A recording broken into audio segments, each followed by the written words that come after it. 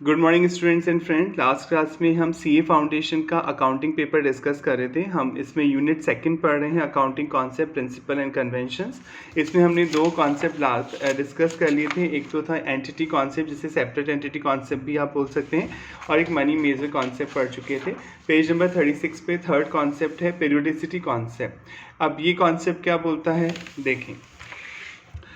Financial year generally 1 April से शुरू होता है और नेक्स्ट ईयर 31 मार्च 2024 जैसे इस बार का है एंड होता है। यानी 1 अप्रैल 2023 से शुरू होता है इंडिया में फाइनेंशियल ईयर, और 31 मार्च नेक्स्ट ईयर जो है 31 मार्च को एंड होता है। तो एक पर्टिकुलर पीरियड की ही अकाउंटिंग की जाती है जनरली। आपका कोई ना कोई पीरियड होता होगा, जैसे 1 जनवरी से भी आप स्टार्ट कर सकते हैं तो दिसंबर तक की। जनरली 12 मंथ का होता है अकाउंटिंग पीरियड, पर ऐसा ज़रूरी नहीं है कि हमेशा 12 मंथ का ही हो। अगर आपका सीजनल बिजनेस है, आप पर्टिकुलर सीजन में ही ओपन करते हैं, जैसे 6 मंथ ही आप वो बिज़नेस रन करते हैं, तो आपका अकाउंटिंग पीरियड 6 मंथ का भी हो सकता है। तो ये कॉन्सेप्ट ये बोलता है कि एक पर्टिकुलर पीरियड की अकाउंटिंग की जाती है। ऐसा नहीं कि बिज़नेस चलता ही जा रहा है, 10-20 साल तक से चल रहा है, आप 20 साल की अकाउंटिंग एक साथ करेंगे, ऐसा थोड़ी होगा। आपने एक डिसाइड कर रखा होगा कि 3 मंथ 4 मंथ, जनरली 12 मंथ ही होता है अकाउंटिंग पीरियड, जिसे अकाउंटिंग ईयर, फाइनेंशियल ईयर आप बोलते हैं। और जो सीजनल बिजनेस होते हैं, जो एक पर्टिकुलर सीजन में ही चलते हैं, उसके बाद बंद हो जाते हैं, तो वहाँ 6 मंथ 3 मंथ भी हो सकता है। तो एक पर्टिकुलर पीरियड की अकाउंटिंग की जाती है ताकि आप ये पता कर सकें उस पर्टिकुलर पीरियड में कितने एक्सपेंस हुए आपके, यानी कितने खर्चे हुए और कितनी इनकम हुई, आय हुई आपको। तभी तो आप इनकम में से एक्सपेंस घटा के उस पर्टिकुलर पीरियड का प्रॉफिट और लॉस कैलकुलेट कर पाएंगे। पढ़ लेते हैं अब इसको। This is also called the concept of definite accounting period. इस कॉन्सेप्ट को आप डेफिनेट अकाउंटिंग पीरियड वही बोलते हैं, क्योंकि हर बिजनेस का एक पर्टिकुलर अकाउंटिंग पीरियड होता है। आइदर अप्रैल टू मार्च हो सकता है या जनवरी टू दिसंबर हो सकता है। इंडिया में अप्रैल टू मार्च ही होता है अकाउंटिंग पीरियड, क्योंकि टैक्स वालों के अकॉर्डिंग हमें उसी के अकॉर्डिंग टैक्स की बुक्स प्रिपेयर करनी पड़ती हैं। As per going concern concept and indefinite life of the entity is assume. Going concern concept अभी आप आगे पढ़ेंगे।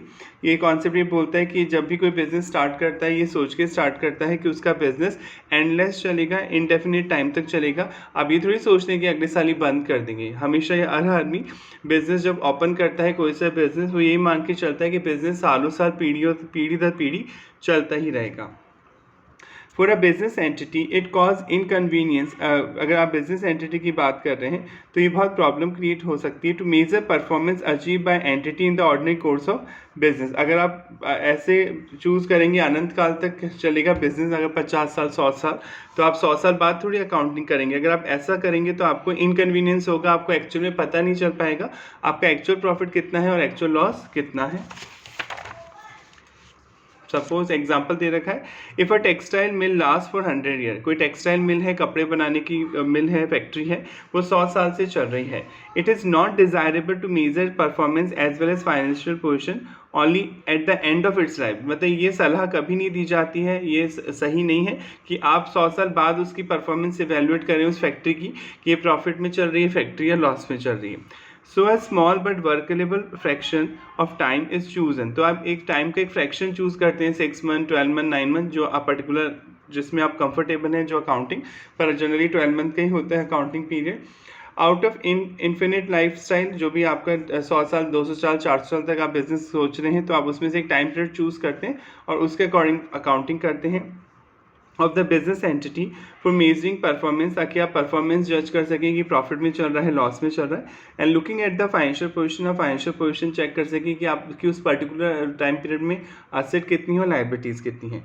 Generally 1 year period is taken up. 1 साल का ही पीरियड लिया जाता है, 12 मंथ का ही लिया जाता है फॉर परफॉर्मेंस मेजरमेंट। किसी भी बिजनेस की परफॉर्मेंस को कैलकुलेट करते समय, परफॉर्मेंस मतलब कोई प्रॉफिट और लॉस देखने के लिए। And appraisal of financial position, financial position का मूल्यांकन करने के लिए। अप्रेजल मतलब डीप में जाके एनालिसिस करने के लिए। फाइनेंशियल पोजीशन मतलब बैलेंस शीट जो आपकी एसेट और लायबिलिटी को शो करती है। However, it may also be 6 month, पर ऐसा नहीं कि हमेशा 12 मंथ का ही होगा। आप 6 मंथ का भी ले सकते हैं अकाउंटिंग पीरियड, 9 मंथ का भी हो सकता है और 15 मंथ का भी हो सकता है।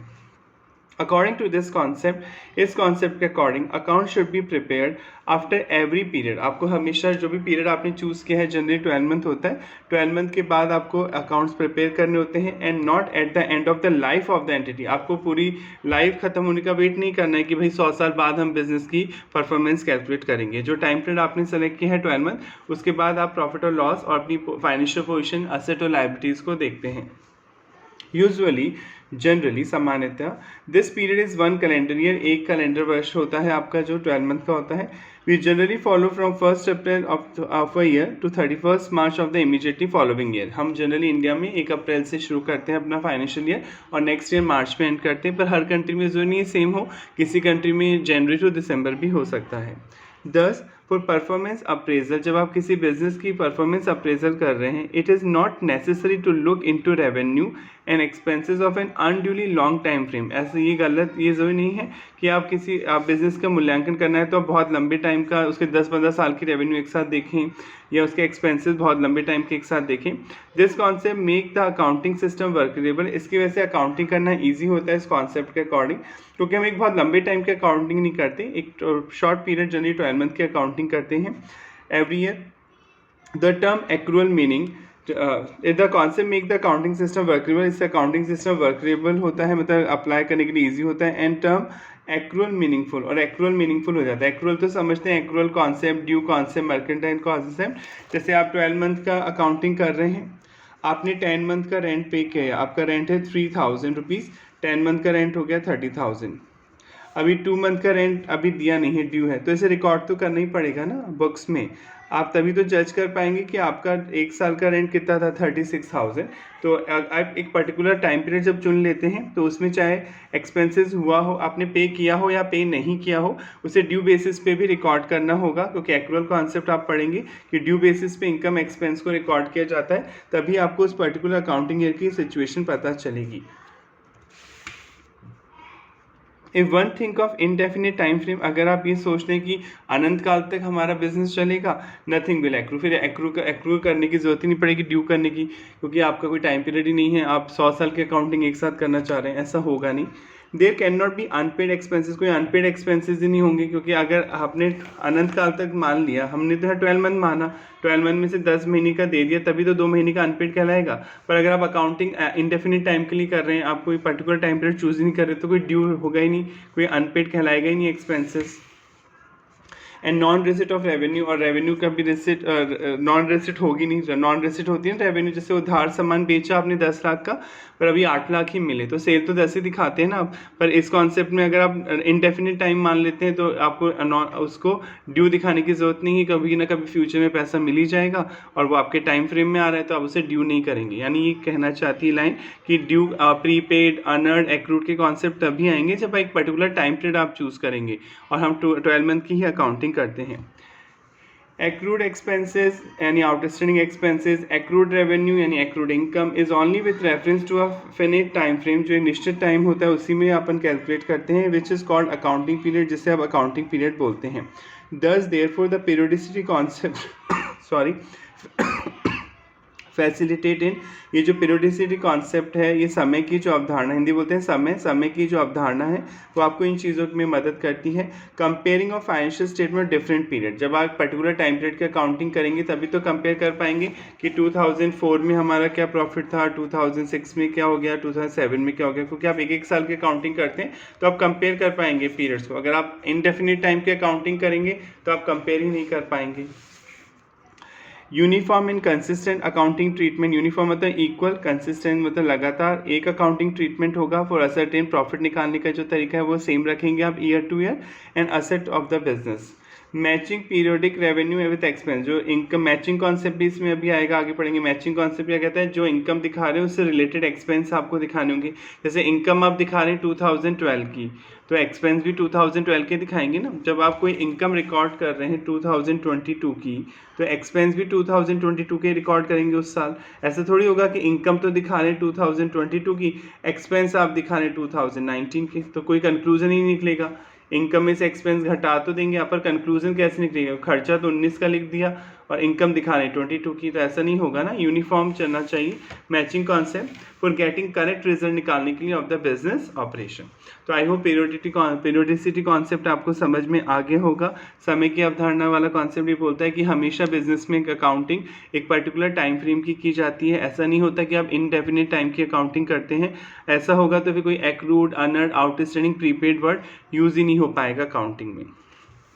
नेक्स्ट, एक्रूअल कॉन्सेप्ट, नाम से पता चल रहा है एक्रूअल कॉन्सेप्ट मर्केंटाइल कॉन्सेप्ट या ड्यू सिस्टम। एक्रूअल कॉन्सेप्ट क्या बोलता है, जैसे कोई एक्सपेंस आपके पर्टिकुलर ईयर का है, सपोज आप जो अपनी अकाउंटिंग कर रहे हैं, आपका फाइनेंशियल ईयर 1 अप्रैल 2023 से शुरू होता है और 31 मार्च 24 को एंड होता है। ये इस साल चल रहा है फाइनेंशियल ईयर, राइट। आपने रेंट पे किया, आपका रेंट है महीने का 10,000 सपोज, तो 10 मंथ का आपने पे कर दिया है सपोज 1 लाख। अभी 2 महीने का आपने पे नहीं किया है, तो ये आउटस्टैंडिंग कहलाएगा, बकाया। 2 महीने का रेंट आउटस्टैंडिंग है। तो ये कॉन्सेप्ट भी बोलता है कि भले आपने पे नहीं किया है पर ये ड्यू तो हो गया ना, एक्रू तो हो गया, आप लायबल तो हो ही गए देने के लिए, तो इसे भी बुक्स में आप रिकॉर्ड करिए। तो एक्रूअल कॉन्सेप्ट ये बोलता है कि वेदर एक्सपेंसेस पेड और नॉट पेड, अगर कोई एक्सपेंस पे किया हो या नहीं पे किया हो, if such expense relate to current financial year, अगर ये एक्सपेंस आपके करंट फाइनेंशियल ईयर से रिलेटेड है, then such expense have to record, have to मतलब कंपलसरी है, have to be recorded in the books of account, आपको उस books of account में रिकॉर्ड करना होगा। यानी आप पीएनएल अकाउंट में टोटल रेंट दिखाएंगे 1,20,000। क्लियर। इसी तरह कोई इनकम है, आपने सेल की 10 लाख, 23-24 फाइनेंशियल में आपने 10 लाख का सामान बेचा, इसमें से 8 लाख तो मिल गए पैसे डेटर से, 2 लाख रुपए पेंडिंग रह गए, तो ये एक्रूअल है, मतलब 2 लाख पेंडिंग है, मिले नहीं है, पर आप इसे रिकॉर्ड तो करेंगे ना, सेल तो 10 ही मानी जाएगी ना इस फाइनेंशियल में, भले ये मिला हो या नहीं मिला हो। अगर कोई इनकम आपने अर्न कर ली है तो आप उसे रिकॉर्ड करेंगे, उसे शो जरूर करेंगे। यानी वेदर इनकम रिसीव्ड और not received, if such income relate to current financial year, then such income have to be recorded in the books of account. तो एक्रूअल सिस्टम क्या बोलता है, वेदर एक्सपेंसेस पेड और not paid, whether income received और not received, if such income और expense relate to current financial year, it have to be recorded in the books of accounts, ताकि आप 1 साल की सिचुएशन पता कर सकेंगे कि 1 साल का हमारा ये एक्सपेंस है, 1 साल की हमारी ये इनकम है।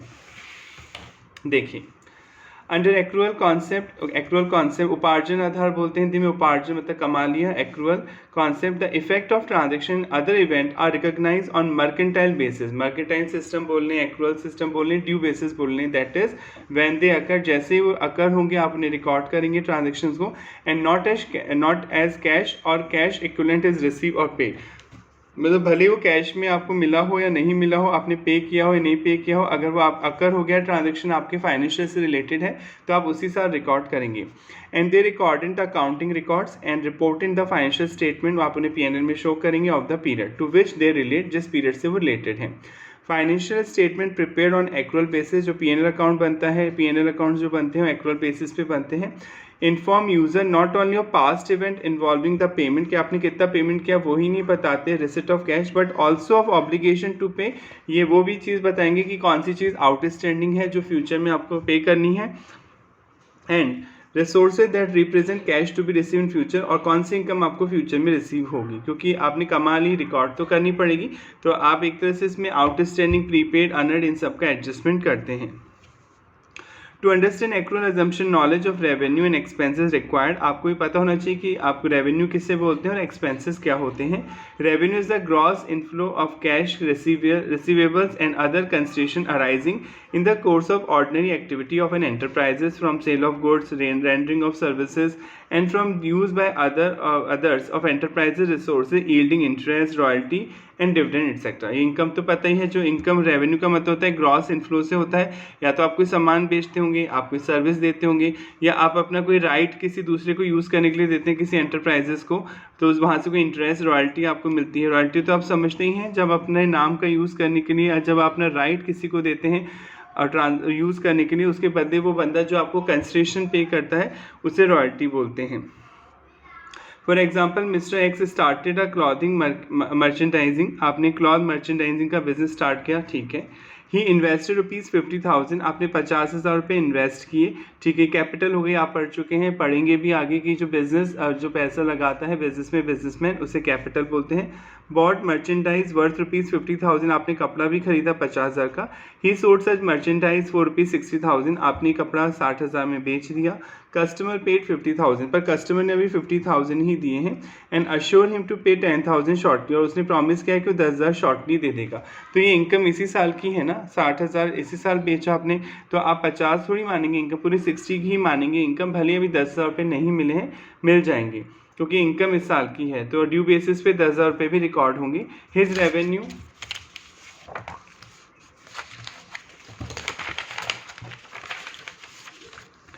His revenue is 60,000, इनकम 60,000 मानी जाएगी।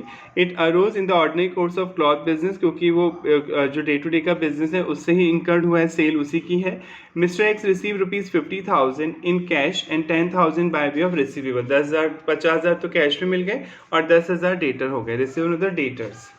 Take another example, an electricity supply undertaking supply electricity, spending ₹16 lakh for fuel and wages and collect electricity bill in 1 month ₹20 lakh by way of electricity charges। एक electricity company है जो बिजली supply करती है, 16 लाख रुपए का तो उसका खर्चा हुआ और 20 लाख रुपए उसने बिजली का बिल कलेक्ट किया यहाँ पर। तो ये रेवेन्यू हो गई, 20 लाख तो रेवेन्यू हो गई, 16 लाख रुपए एक्सपेंस हो गए। भले उसने कैश में पे किया नहीं पे किया, पर ये एक्सपेंस अपने करंट फाइनेंशियल ईयर का है तो आप इसे कंसिडर करेंगे। This is also revenue which arrows from rendering service, service देने से हुआ, बिजली जनरेट करके आप अगर ट्रांसमिट करते हैं, देते हैं किसी को, तो वो सर्विस है। बिजली जो है इलेक्ट्रिसिटी है वो गुड्स नहीं है, वो सर्विस है। Lastly, mister A invested ₹1 lakh in a business, आपने 1 लाख रुपए बिजनेस में लगाए capital. He purchase a machine paying ₹1 lakh, आपने 1 लाख की मशीन खरीदी, ठीक है, ये असेट हो गई मशीन। तो he rented it for 20,000 annually to mister B, आपने मशीन मिस्टर बी को किराए पे दे दी 20,000 रुपीज़, तो साल का किराया 2,40,000 होगा। Mister B ₹20,000 revenue of mister A, mister A के लिए इनकम है क्योंकि बी से किराया मिलेगा 20,000। It arrows from the use of the enterprise resources, कोई आपके एंटरप्राइजेज आपकी कंपनी के रिसोर्सेज यानी साधनों को यूज़ कर रहा है, मशीन को यूज़ कर रहा है, और कोई भी एसेट यूज़ कर रहा है कोई बंदा आपका, उसके बदले वो आपको पैसा दे रहा है। तो ये एग्जाम्पल हुआ सर्विस का कि आपने कोई अपनी एंटरप्राइजेस की रिसोर्सेज, कोई एसेट है जो उपलब्ध कराई है, सामने वाले को किराए पे दी है और वो आपको किराया दे रहा है।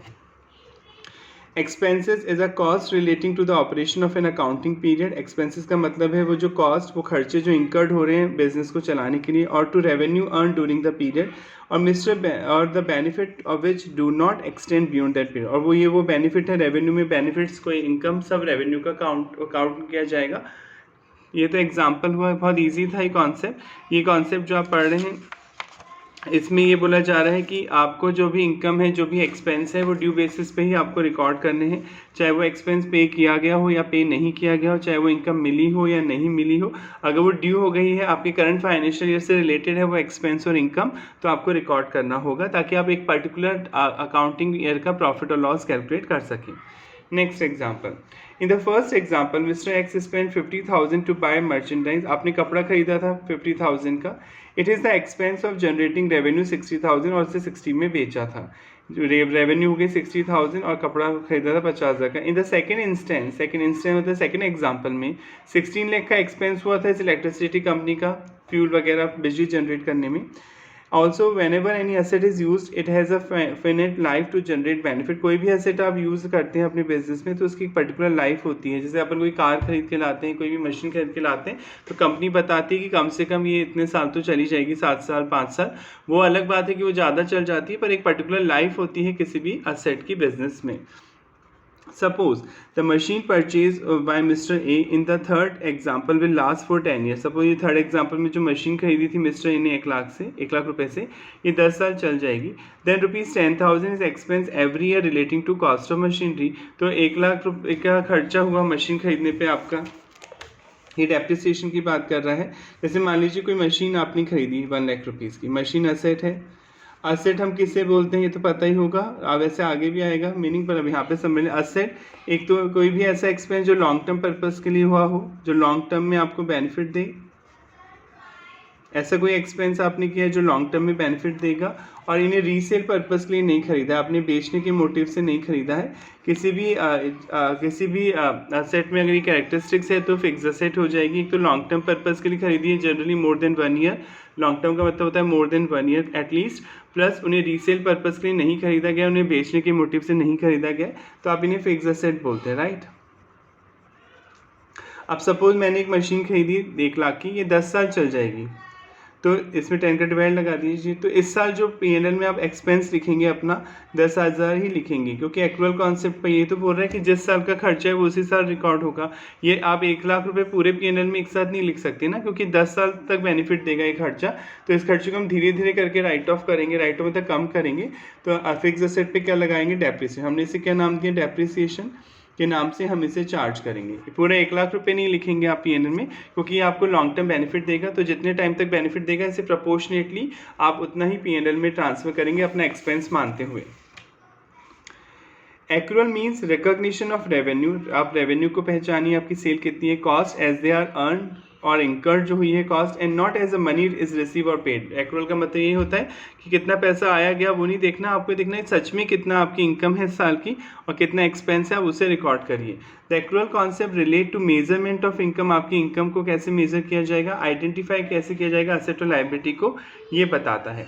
For example, mister JD buy clothing ₹50,000, आपने 50,000 का कपड़ा खरीदा।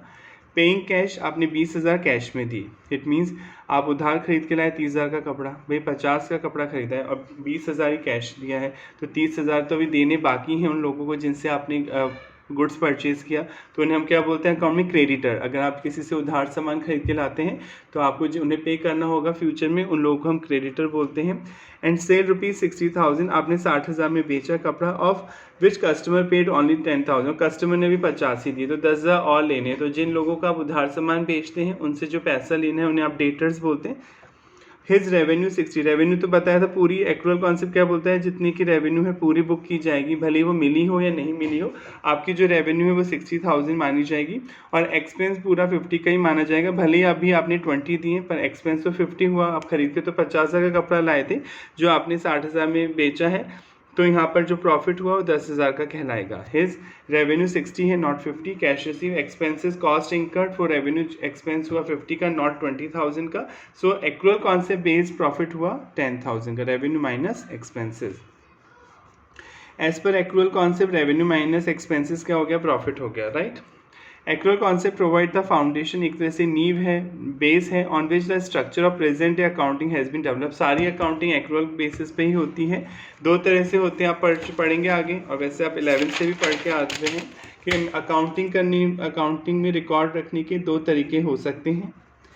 एक तो आप कैश बेसिस पे अकाउंटिंग कर सकते हैं और एक आप एक्रूअल बेसिस पे अकाउंटिंग कर सकते हैं। एक्रूअल बेसिस, ड्यू बेसिस या मर्केंटाइल सिस्टम। कैश बेसिस क्या बोलता है, आप किसी भी एक्सपेंस को तभी रिकॉर्ड करेंगे जब आपने उस एक्सपेंस का पेमेंट कर दिया हो, और किसी इनकम को आप तभी बुक्स में रिकॉर्ड करेंगे जब वो इनकम एक्चुअल में रिसीव हो गई हो। तो कैश बेसिस सिस्टम ये बोलता है कि जब इनकम एक्चुअल में रिसीव होगी तभी हम उसे बुक्स में रिकॉर्ड करेंगे, और जब एक्सपेंस पे होगा कैश में तभी हम उसे रिकॉर्ड करेंगे, अदरवाइज रिकॉर्ड नहीं करेंगे। जबकि एक्रूअल कॉन्सेप्ट क्या बोलता है कि चाहे इनकम रिसीव हुई हो या नहीं रिसीव हुई हो, चाहे एक्सपेंस पे किया गया हो या पे नहीं किया गया हो, अगर वो इनकम और एक्सपेंस आपके करंट फाइनेंशियल ईयर से रिलेटेड है तो आपको उसे बुक्स में रिकॉर्ड करना पड़ेगा। तो एक्रूअल कॉन्सेप्ट या ड्यू कॉन्सेप्ट या मर्केंटाइल सिस्टम तो 1 साल की इन्फॉर्मेशन बताता है, जबकि कैश बेसिस में कई साल की इन्फॉर्मेशन कंबाइंड हो जाती है। जैसे मैंने 2001 में किसी से 10,000 रुपये का सामान खरीदा था, पेमेंट नहीं किया, तो रिकॉर्ड ही नहीं होगा 2001 में। अब 2024 में जाके मैं 10,000 का पेमेंट कर रहा हूँ, तो ये खर्चा इस साल का माना जाएगा 2024 का। और मैंने 2024 में भी किसी से सामान खरीदा है, कैश में उसे 70,000 का पेमेंट कर दिया, तो मैं रिकॉर्ड कितने करूँगा बुक्स में, एक्सपेंस 80,000। जबकि होना क्या चाहिए था, 70,000 इस साल का खर्चा है और 10,000 2001 का खर्चा है, तो अलग अलग रिकॉर्ड करूँगा, तभी तो मुझे पता चलता ना कि कौन से साल प्रॉफिट सही हुआ, कौन से साल लॉस। आप क्या कर रहे हैं, कई सालों के खर्चे एक साथ ही बुक कर रहे हैं, क्योंकि आप कैश बेसिस पे अकाउंटिंग कर रहे हैं। कैश बेसिस पे अकाउंटिंग ये बोलती है कि तभी रिकॉर्ड होगा कोई एक्सपेंस या इनकम जब आप कैश में पे करेंगे, कैश में रिसीव होगा। तो कैश बेसिस कभी भी 1 साल की सिचुएशन नहीं दिखाएगा। अगर आप कैश बेसिस पे अकाउंटिंग करते हैं तो 1 साल साल की सिचुएशन नहीं दिखाएगा, आपको एक्चुअल में पता नहीं चल पाएगा आपका 1 साल का प्रॉफिट कितना है अकाउंटिंग ईयर का पर्टिकुलर 12 मंथ का। जबकि एक्रूअल बेसिस पे अगर आप अकाउंटिंग करेंगे, या एक्रूअल बेसिस बोल लें या ड्यू बेसिस बोल लें या मर्केंटाइल सिस्टम बोल लें, आपको 1 साल की इन्फॉर्मेशन का पता चल जाएगी। और कैश अभी आप पढ़ेंगे इनकम टैक्स वाले कहते हैं कि आप एक्रूअल बेसिस पे अकाउंट पर रखिए। कंपनी लॉ भी आपको बोलता है कि एक्रूअल बेसिस पे अकाउंटिंग आप कर सकते हैं। ऑल दो कुछ एक्सेप्शन हैं, आप चाहें तो एक दो जगह कैश बेसिस भी यूज़ कर सकते हैं, पर 99% लोग एक्रूअल सिस्टम ही यूज़ करते हैं ताकि हमें 1 साल की इन्फॉर्मेशन पता चल सके। तो ऑल्टरनेटिवली कैश बेसिस में क्या होता है, cash receive ordinary course of business, जो कैश आता है वो माइनस कैश पे in ordinary course of business जो हम कैश पे करते हैं, यानी इसमें ड्यू की कोई एंट्री नहीं होती है। Timing of revenue and expenses booking could be different from cash receipt और पे। टाइमिंग अलग अलग हो सकता है, टाइमिंग पता है ना आपको, हो सकता है 2001 का खर्चा आपने अब दिख चुका है तो अब बुक होगा, वो अकाउंट्स में रिकॉर्ड होगा। When cash receive before revenue is book, अगर मान लीजिए आपकी जो कैश है, रेवेन्यू मतलब रेवेन्यू इज बुक, एडवांस भी तो मिल जाते हैं कई बार पैसे, उसकी बात कर रहा है। जैसे आप कपड़े का बिजनेस करते हैं, मैंने आपको 10 लाख रुपए एडवांस में दे दिए कि 2 महीने बाद मुझे कपड़ा बेचना है चाहिए, अभी मत भिजवाना, पर आपको मैंने पैसा पहले ही दे दिया 10 लाख रुपए, तो वो पैसा आपके लिए क्या है, लायबिलिटी है when cash is receive in advance, क्योंकि अभी आपने अपना काम पूरा नहीं किया ना। आप 2 महीने बाद उस पैसे को अपनी यूज़ में ले सकते हैं, असेट मान सकते हैं, पर जब तक आपको मैंने एडवांस दिया बिफोर रेवेन्यू, अभी सेल तो करी नहीं आपने मुझे कपड़ा, सेल करने से पहले ही आपको कैश रिसीव हो गया, तो वो आपके लिए लायबिलिटी है। लायबिलिटी क्यों है, क्योंकि आपको अपना काम अभी करना है, आपने काम नहीं किया पर एडवांस में पैसा मिल चुका है। Next, when cash receive after revenues book, after मतलब सेल होने के बाद पैसा मिला, तो आपको पैसा लेना है उस बंदे से, वो डेटर है, वो डेटर क्या होते हैं, असेट होते हैं, ट्रेड रिसीवेबल बोला जाता है, ये असेट होते हैं, इनको इनसे पैसा लेना है। When cash paid before expenses book, आपने कैश पहले ही चुका दिया, ध्यान से देखिए, खर्चा होने से पहले किसी को कैश दे दिया तो वो एडवांस हो गया। एडवांस आपके लिए असेट है अब, क्योंकि अगर सामने वाला मुकर जाएगा तो आप उससे पैसा डिमांड कर सकते हैं। जैसे मान लीजिए सामने वाले ने प्रॉमिस किया था कि 2 महीने बाद अब वो आपको अपना मकान किराए पर देगा और 1 महीने का किराया 10,000 है, तो 2 महीने का आपने उसे 20,000 रुपये एडवांस दे दिया। अभी नहीं, उसने कहा 2 महीने बाद आ जाना, चाबी दे दूंगा, पर एडवांस तो उसने अभी से ले लिया, तो अभी ये पैसा आपके लिए खर्चा नहीं है, क्योंकि मकान तो 2 महीने बाद मिलेगा। अभी तो ये असेट है, क्योंकि कल को सामने वाला मना करेगा तो आप पैसे वापस मांगेंगे ना। 2 महीने बाद वो बंदा बोलता है कि किसी रीज़न से वो आपको मकान किराए पर नहीं दे पाएगा, तो ये पैसे आपके वापस करेगा। तो इसलिए एडवांस अगर आप किसी को देते हैं तो वो असेट होता है, क्योंकि सामने वाले के लिए वो लायबिलिटी है, उसे अपनी ऑब्लिगेशन पूरी करनी है। डुअल कॉन्सेप्ट है, डबल एंट्री सिस्टम है, उसके लिए लायबिलिटी है, तो मेरे लिए वो असेट होगी। ऐसे भी समझ सकते हैं, ऐसे भी समझ सकते हैं माइंड में कि उसे अपनी ड्यूटी परफॉर्म करनी है, अगर वो अपनी ड्यूटी परफॉर्म नहीं करेगा तो मैं अपने पैसे वापस मांगूंगा, इसलिए वो पैसा मेरे लिए असेट है। Next, when cash paid after expenses book, आपने खर्चा होने के बाद कैश चुकाया तो वो आपके लिए लायबिलिटी बन जाएगा। जैसे अब मैं किसी से उधार सामान खरीद के आया 10 लाख का, मैंने अभी नहीं दिया पेमेंट, तो एक्सपेंस तो बुक करूंगा ना, ड्यू बेसिस पे रिकॉर्ड तो कर लिया, पर पेमेंट नहीं किया तो मेरी लायबिलिटी है, क्योंकि मुझे पे करना है। It's create a liability called payable, और ट्रेड पेबल और आउटस्टैंडिंग लायबिलिटी भी आप इसको बोलते हैं। आई होप यहाँ तक आपको समझ में आ गया होगा। मैचिंग कॉन्सेप्ट, ये भी बहुत ईजी है। मैचिंग कॉन्सेप्ट देखें, इसे भी ध्यान से समझ लें। कैश बेसिस में ऐसा नहीं हो पाता, पर एक्रूअल सिस्टम में, मर्केंटाइल सिस्टम में, ड्यू बेसिस में ऐसा हो जाता है। जैसे सपोज आपका फाइनेंशियल ईयर है, अब अपने करंट जो चल रहा है अभी 1 अप्रैल 2023 से शुरू हुआ था और 31 मार्च 2024 को एंड होगा। ये आपका करंट फाइनेंशियल ईयर है जो अभी चल रहा है, ठीक है। अब मान लीजिए मैं इनकम एक्सपेंस अकाउंट बना रहा हूँ, P&L अकाउंट बना रहा हूँ, मैं यहाँ एक्सपेंस रिकॉर्ड कर रहा हूँ, यहाँ इनकम रिकॉर्ड कर रहा हूँ। ये डेबिट साइड हो गई और ये क्रेडिट साइड। DR मतलब डेबिट रिकॉर्ड, और CR की फुल फॉर्म होती है क्रेडिट साइड को रिकॉर्ड करना। क्रेडिट रिकॉर्ड कर रहे हैं, क्रेडिट में मैं इनकम रिकॉर्ड करता हूँ और डेबिट में एक्सपेंस। तो मैंने बाय सेल लिखा, सेल दिखा रहा हूँ मैं कह रहा हूँ कि 2023-24 से पहले वाला जो साल है 22-23 लास्ट ईयर की, इसमें मैंने 10 लाख की सेल की थी, प्लस इस साल की मेरी 30 लाख सेल है। मैं टोटल करके 40 लाख दिखा रहा हूँ, 2 साल की सेल लिख दी मैंने, ठीक है। अब मैं अपने एक्सपेंस दिखा रहा हूँ कि मैंने जो परचेज़ करा था, ये सामान जो बेचा है ना 40 का, इसके लिए ख़रीदारी की थी। 22 की सेल नहीं, तो परचेज नहीं दिखा रहा, मैं 23 का ही दिखा रहा हूँ कि 23 में मैंने जो सामान खरीदा था वो 25 लाख का खरीदा था। मान लीजिए 2 ही एक्सपेंस हैं, एक तो इनकम हुई है 40, आपने 10 लाख जो सेल की थी 2023 की लिख दी इसमें, और 23 24 आपकी करंट ईयर की लिख दी 30, और परचेज जो आपने खरीदा है सामान बेचने के लिए 25 लाख का खरीदा था, तो आपको प्रॉफिट हुआ। कोई अगर 5th क्लास के बच्चे से पूछें, नॉर्मल बच्चे से पूछें जिसे कॉमर्स की नॉलेज नहीं है, वो तो ये बोलेगा ना कि सर देखो 40 लाख में बेचा है सामान, 25 का खरीदा था, तो हम 15 लाख के प्रॉफिट में हैं। पर ये गलत है प्रॉफिट, ये सही प्रॉफिट नहीं है, क्योंकि मैचिंग कॉन्सेप्ट बोलता है कि अगर आप कोई इनकम लिख रहे हैं जिस साल की, उसी से रिलेटेड एक्सपेंस लिखिए। ऐसा नहीं होगा कि इनकम किसी और साल की लिख रहे हैं, खर्चा इस साल का लिख रहे हैं, या खर्चा किसी और साल का लिख रहे हैं, इनकम उस साल की लिख रहे हैं। मैचिंग कहाँ हो रही है इसमें? देखिए 10 लाख की जो इनकम है वो तो 22 23 की है ना, तो आप इसको इसमें नहीं रिकॉर्ड कर, वो तो 22 23 में रिकॉर्ड करिएगा। तो आपकी जो इस साल की सेल है वो 30 लाख ही है, राइट। 30 लाख में से इस साल का एक्सपेंस कितना है? 25, तो आपका एक्चुअल प्रॉफिट कितना है? 5 लाख ही है।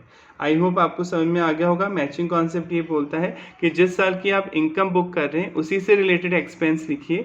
आप ऐसा नहीं कर सकते कि एक्सपेंस किसी और साल का लिख रहे हैं, इनकम किसी और साल की लिख रहे हैं, ये मैच नहीं होगा। जो आपका करंट फाइनेंशियल ईयर है, जिस फाइनेंशियल ईयर की आप अकाउंटिंग कर रहे हैं, उसी फाइनेंशियल ईयर की आप इनकम लिखेंगे और उसी फाइनेंशियल ईयर के एक्सपेंस आप लिखेंगे। क्लियर? पढ़ लेते हैं। Matching concept, in this concept all expenses match, सारे एक्सपेंसेस मैच होने चाहिए विद द रेवेन्यू यानी सेल से of that period should only be taken into consideration, उन्हीं को ध्यान में रखा जाता है। In the financial statement of the organisation if any revenue is recognised, कोई आप इनकम लिखते हैं, then expense relate to earn that income, तो उस इनकम को कमाने में जो आपका खर्चा हुआ शुड ऑल्सो बी रिकॉग्नाइज, आपको उसे रिकॉर्ड करना होगा। This concept is based on accrual concept. Accrual concept ये तो बोलता था जिस साल की इनकम है उसी साल रिकॉर्ड होगा, जिस साल का खर्चा है उसी साल रिकॉर्ड होगा। As it consider the occurrence of expenses and income and do not concentrate on actual inflow outflow cash. भले ही पेमेंट कब किया आपने एक्सपेंस का, इनकम कब आई एक्चुअल में कैश में, वो नहीं देखना है। ड्यू बेसिस पे आपको हर एक्सपेंस और इनकम को रिकॉर्ड करना है। This lead to adjustment of certain item, इसलिए कुछ आइटम का एडजस्टमेंट होता है। प्रीपेड एक्सपेंस आप समझते हैं, एडवांस में कोई खर्चा आप पहले ही पे कर देते हो, प्रीपेड एक्सपेंस होता है। आउटस्टैंडिंग एक्सपेंसेस जो अभी तक पे नहीं किया आपने, वो आउटस्टैंडिंग एक्सपेंसेस। अर्नड इनकम मतलब आपने काम तो कर दिया, सॉरी काम नहीं किया, अर्नड है। अर्नड मतलब कमाई नहीं है पर पहले ही आपको मिल गई इनकम। एडवांस इनकम भी बोलते हैं, इनकम रिसीव्ड इन एडवांस, ठीक है। और एक्रूड इनकम कमा तो ली पर मिली नहीं, तो इसी वजह से आपको इन चारों चीज़ों का एडजस्टमेंट करना पड़ता है, क्योंकि आप एक्रुअल बेसिस पे अकाउंटिंग करते हैं। क्योंकि एक्रुअल बेसिस पे अकाउंटिंग क्या बोल रही है कि जिस साल की इनकम है आप उसी साल लिखेंगे। सपोज आपका करंट फाइनेंशियल ईयर 23 24 चल रहा है, आपकी सेल है 60 लाख, ठीक है, ये सेल है। आपको किसी कस्टमर ने नेक्स्ट ईयर के लिए 24 25 के लिए अभी से एडवांस दे दिया 10 लाख, तो आप उस 70 लाख थोड़ी बोलोगे सेल, आपने 70 लाख दिखा दी सेल, नहीं। ये तो 10 साल जो एडवांस दिया वो 24 25 का है ना, वो नेक्स्ट फाइनेंशियल ईयर का है। ये अर्नड इनकम है, अभी काम तो किया नहीं है, पहले पैसा मिल गया, तो आप इस साल बुक नहीं करेंगे, ये लायबिलिटी है। क्योंकि मान लो अगले साल आपने उसका काम करने से मना कर दिया तो आपको ये पैसे लौटाने पड़ेंगे ना, तो ये अर्नड इनकम हो गई। इनकम रिसीव्ड इन एडवांस है तो इस साल की इनकम नहीं मानी जाएगी मैचिंग कॉन्सेप्ट के अकॉर्डिंग, क्योंकि जिस साल की इनकम है वो उसी साल रिकॉर्ड होगी, भले मिली हो या नहीं मिली हो। It is not necessary that every expenses identify every income, ये जो नहीं कि हर इनकम को कमाने में कुछ खर्चा ही और हम वही लिखें। कई बार टाइमिंग बेस पे भी कुछ खर्चे होते हैं। ये लाइन ये कहना चाह रही है कि टाइमिंग बेस पे भी जो खर्चा है, सैलरी दे रहे हैं आप एम्प्लॉय को, तो किसी प्रोडक्ट से रिलेटेड थोड़ी हो, तो ऑफिस में बैठ के काम कर रहे हैं एम्प्लॉय, पर वो आपकी करंट फाइनेंशियल से रिलेटेड है तो आपको उसे रिकॉर्ड करना होगा। Some expenses are directly related to revenue, कुछ खर्चे तो सेल से रिलेटेड होते हैं और कुछ खर्चे टाइम बाउंड होते हैं, जिन्हें टाइम के अकॉर्डिंग देना होता है, उनका प्रोडक्ट से लेना देना नहीं होता।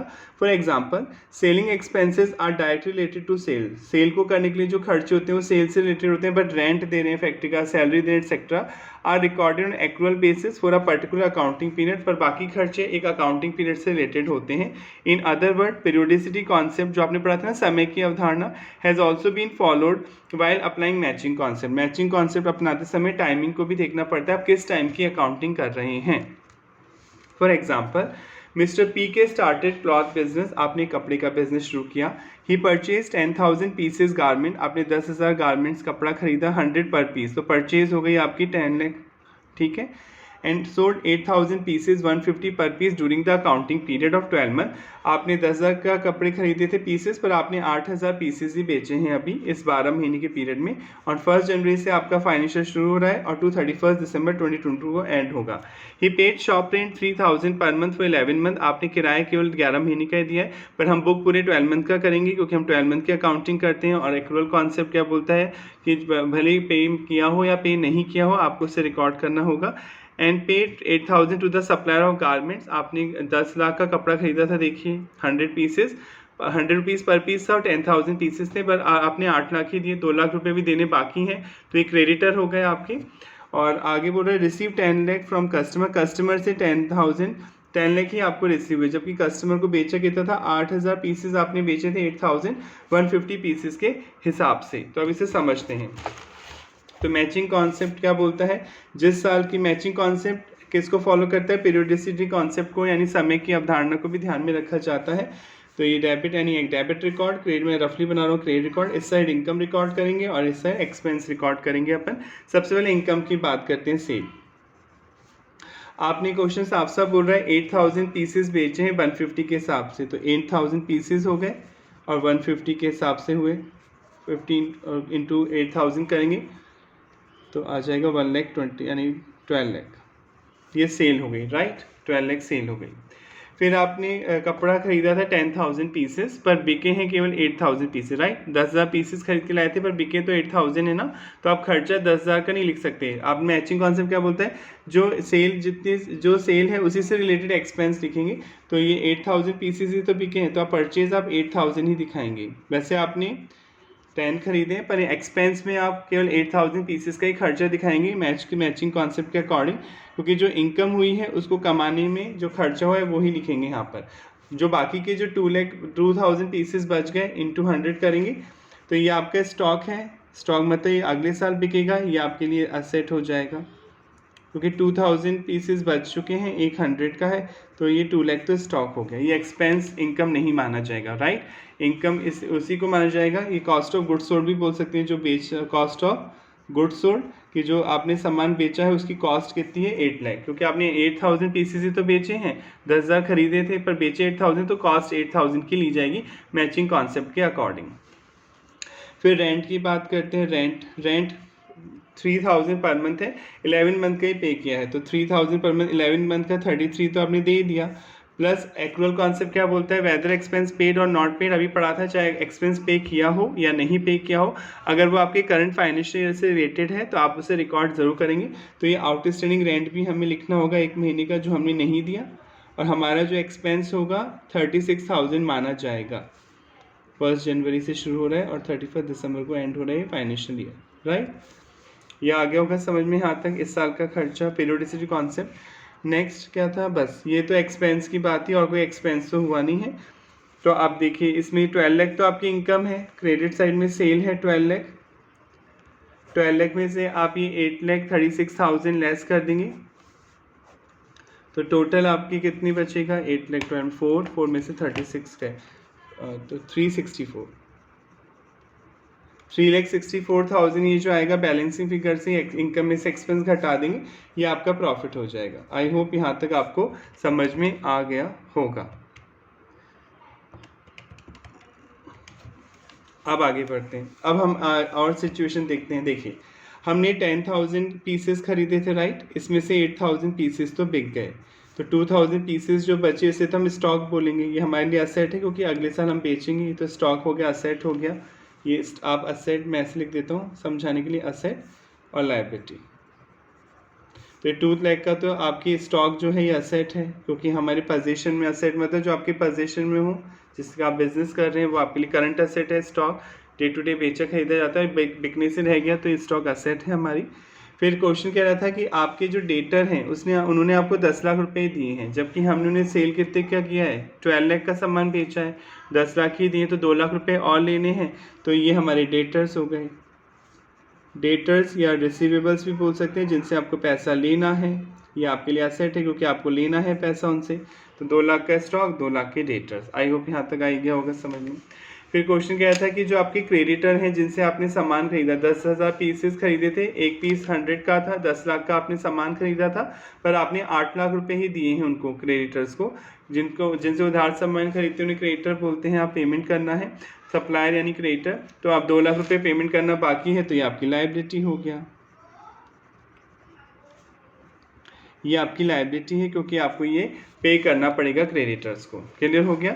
मैचिंग कॉन्सेप्ट सब में आ गया होगा। मैचिंग कॉन्सेप्ट बेस्ड होता है पीरियोडिसिटी कॉन्सेप्ट पे। पीरियोडिसिटी कॉन्सेप्ट जो होता है एक पर्टिकुलर पीरियड के एक्सपेंस उसी साल लिखे जाएंगे। और मैचिंग कॉन्सेप्ट क्या बोलता है, जिस साल जो इनकम आप बुक कर रहे हैं उससे रिलेटेड एक्सपेंस ही आप P&L में लिखेंगे।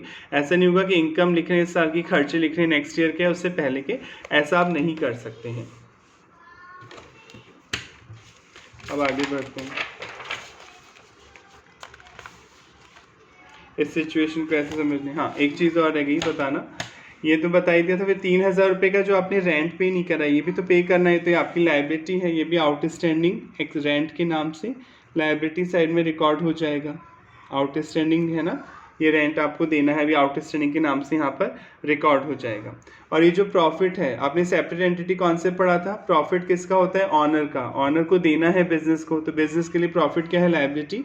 तो ये कैपिटल में ऐड होता है प्रॉफिट। तो कैपिटल तो हमें बता नहीं रखी, तो हम ये लिख देते हैं 3,64,000 इस साइड यहाँ पर रिकॉर्ड किया जाएगा। यहाँ तक आगे होगा सर में। प्रॉफिट ऑनर को देना है, लायबिलिटी है बिजनेस के लिए। As per separate entity concept आपने पढ़ा था, ऑनर अलग माना जाता है, बिजनेस अलग माना जाता है। तो जो ऑनर के पैसे पे जो प्रॉफिट कमाता है बिजनेस, वो ऑनर को वापस करना होगा। तो कैपिटल जो है प्रॉफिट वो क्या है? लायबिलिटी है। फिर हमारे पास कैश की बात करते हैं। कैश देखिए, टोटल क्वेश्चन साफ साफ बोल रहा था कि आपके कस्टमर से आपको 10 लाख रुपए का कैश मिला है, ठीक है, क्वेश्चन बोल रहा था। और 8 लाख रुपए आपने अपने क्रेडिटर को दिए जिनसे आप कपड़ा खरीद के लाए हैं, तो आपके पास 2 लाख का कैश भी बच जाना चाहिए। एक तो ये 2 लाख का। फिर क्वेश्चन बोल रहा था 33,000 आपने किराया भी पे कर दिया है, तो आपके पास जो कैश बचेगा, अगर हम लेस करें इसको, तो 167, राइट। तो ये कैश असेट है जो बच के हमारे पास। 10 लाख रुपए डेटर से आए थे सामान बेच के, 10 में से 8 लाख तो हमने क्रेडिटर्स को पे कर दिए थे, क्वेश्चन बोल रहा था। 33,000 11 मंथ का रेंट आपने पे कर दिया, तो जो कैश बचा रिमेनिंग वो यहाँ पे आएगा। अब असेट और लायबिलिटी का टोटल हमेशा इक्वल होना चाहिए, आ जाएगा 5,67,000 और ये भी आ रहा है 5,67,000। क्लियर? तो ये एग्जाम्पल उन्होंने ऐसे समझा रखा है। तो रेवेन्यू, वैसे मैचिंग कॉन्सेप्ट का सिंपल फॉर्मूला होता है रेवेन्यू माइनस एक्सपेंसिव प्रॉफिट, पर सही फॉर्मूला ये होता है, ठीक है। It should be periodic profit कैसे आता है? पीरियोडिक रेवेन्यू लिखिए, उस पर्टिकुलर टाइम की आप इनकम लिखिए जिस पर्टिकुलर टाइम का जो फाइनेंशियल है आपका, और मैच एक्सपेंसेस इस साल के खर्चे घटा दीजिए, तो आपका एक्चुअल प्रॉफिट आ जाएगा। From the revenue of an accounting period such expense are deducted, ये खर्चे घटाए जाते हैं रेवेन्यू में से, which are expended to generate the revenue, जो इनकम को कमाने के लिए आपने किए हैं, to determine the profit of that period, ताकि आप उस पर्टिकुलर अकाउंटिंग पीरियड का प्रॉफिट कैलकुलेट कर सकें। ये एग्जाम्पल मैंने आपको समझा ही दिया। और यहाँ पे प्रॉफिट आप देख सकते हैं, लायबिलिटी असेट साइड का टोटल प्रॉफिट यही आ रहा है। 10 मतलब therefore accrual, matching, accrual concept, matching concept, periodicity concept work together, तीनों एक साथ मिलकर काम कर सकते हैं। फॉर इनकम मेजरमेंट की कैसे इनकम को कैलकुलेट करेंगे आप, एंड कैसे असेट और लायबिलिटी को रिकॉग्नाइज करेंगे, पहचानेंगे। तो आज हमने 3 कॉन्सेप्ट पढ़ लिए। शॉर्ट में अगर रिवाइज करें, पीरियोडिसिटी कॉन्सेप्ट क्या बोलता है कि एक पर्टिकुलर पीरियड की अकाउंटिंग की जाती है, उस पर्टिकुलर पीरियड में जो भी इनकम एक्सपेंस आपके हुए हैं वो आप रिकॉर्ड करेंगे, चाहे आपने पे किए हों या पे नहीं किए हों। एक्रूअल कॉन्सेप्ट क्या बोलता है? एक्रूअल कॉन्सेप्ट बोलने, ड्यू बेसिस बोलने, मर्केंटाइल सिस्टम बोलने, ये बोलता है कि वेदर एक्सपेंस पेड और not paid, whether income received और not received, if such income और expense relate to a current financial year, it such expense और income have to be recorded. आपको उस इनकम एक्सपेंस को रिकॉर्ड करना होगा। इसी वजह से हम प्रीपेड, अर्नर्ड, एक्रूड के एडजस्टमेंट करते हैं। लास्ट में मैचिंग कॉन्सेप्ट पढ़ा। मैचिंग कॉन्सेप्ट पीरियोडिसिटी कॉन्सेप्ट पे ही बेस्ड होता है। मैचिंग कॉन्सेप्ट क्या बोलते हैं? जिस साल की आप इनकम बुक कर रहे हैं उसी साल से रिलेटेड आप एक्सपेंसिव बुक करेंगे। ऐसा नहीं होगा कि इनकम इस साल की लिख रहे हैं, खर्चे अगले और पिछले साल के लिख रहे हैं। जिस साल की आप इनकम बुक कर रहे हैं उसी साल के उससे रिलेटेड एक्सपेंस आप बुक करेंगे। Thank you so much. अगर आपको लग रहा है कि आपकी कोई हेल्प हो पा रही है तो प्लीज़ कमेंट करके बताइएगा, और कोई प्रॉब्लम आ रही है तो भी आप पूछ सकते हैं स्पेसिफिकली कि आप कैसे पढ़ाई करें। कोई आपको टफ लग रहा है कोई टॉपिक तो आप उसके लिए कमेंट करके बता सकते हैं, और अगर पसंद आए तो शेयर और लाइक कर दीजिएगा। Thank you so much.